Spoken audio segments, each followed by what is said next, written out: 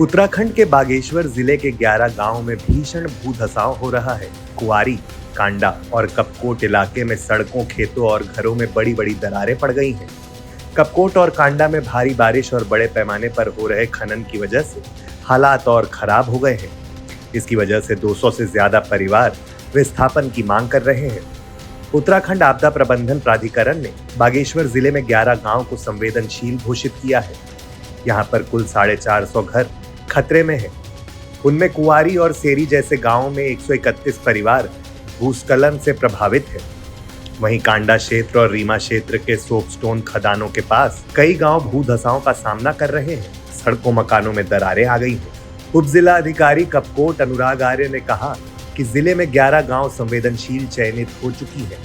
प्रभावित परिवारों को विस्थापित करने की तैयारी कर ली गई है। अतिरिक्त जो क्षेत्र है उनकी जांच हो रही है।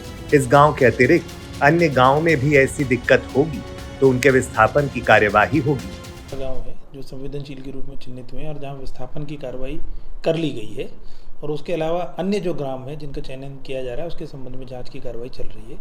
और जैसे ही अगर कोई अन्य भी ग्राम इस श्रेणी में आएंगे तो उनके लिए भी विस्थापन के प्रस्ताव बनाकर शासन को प्रेषित कर दिया जाएगा। सर, सबसे ज़्यादा जैसे बात करें तो कुंवारी और सेरी गाँव जी, तो कुंवारी में अभी हमारा 58 परिवार है जिनका प्रस्ताव तो स्वीकृत हो गया है, पर भूमि का कुछ विवाद था जिसके लिए प्रस्ताव बनाकर शासन को भेजा गया। जैसे ही वो भूमि का विवाद सुलझेगा तो उनको पैसा वर्तित कर दिया जाएगा और विस्थापित भी कर दिया जाएगा। सीरी में 10 लोगों को हम विस्थापित कर चुके हैं, पहले ही उनको पैसा भी दे दिया गया। कुछ नए परिवार भी चयन की श्रेणी में आ गए हैं, लगभग 8 परिवार हैं, तो उनकी भी जाँच चल रही है। और जैसे ही अगर वो विस्थापन की उसमें भूगर्भ की जाँच में आते हैं तो उनका भी प्रस्ताव भेज दिया जाएगा। कपकोट में दरकती पहाड़ियों और भूस्खलन के निशान साफ साफ दिख रहे हैं।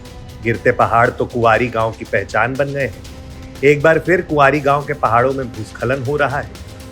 मकानों के पीछे और आगे दोनों तरफ से हो रहे भूस्खलन से ग्रामीण दहशत में है। 54 परिवारों को आज भी सुरक्षित जगह विस्थापित किए जाने का इंतजार है। वहीं कांडा तहसील के सेरी गांव में भी 2 दर्जन से अधिक परिवार भूधसाओं से प्रभावित जो विस्थापन की मांग कर रहे हैं। लगभग साल भर पहले यानी पिछले मॉनसून में ऐसा ही कुछ नजारा जोशीमठ में भी देखने को मिला था, जहां भूस्खलन की घटनाओं के बाद घरों, सड़कों, दुकानों में दरारें देखी गई। जोशीमठ के बाद बागेश्वर में ऐसी घटना ने उत्तराखंड सरकार के साथ साथ उन लोगों की चिंता भी बढ़ा दी है जो यहाँ बरसों से रह रहे हैं। विस्थापित तो किया जा ही रहा है, पर पल पल खतरा भी बढ़ते जा रहा है।